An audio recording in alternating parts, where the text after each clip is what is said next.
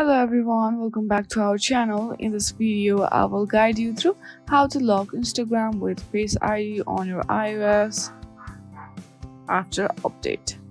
To do so, first of all, open your shortcuts on your device. From there, hit on the automation from the button. On the top, you will see plus button. Simply hit on that.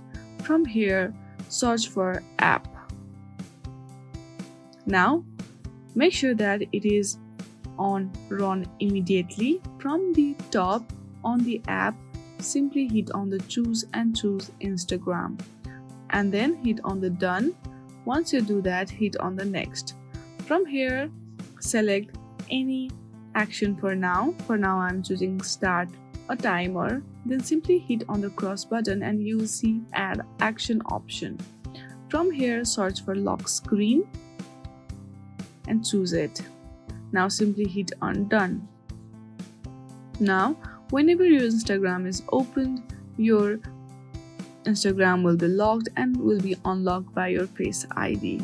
So I hope you like this video. If you like this video, then please do not forget to like and subscribe to our channel. Thank you for watching.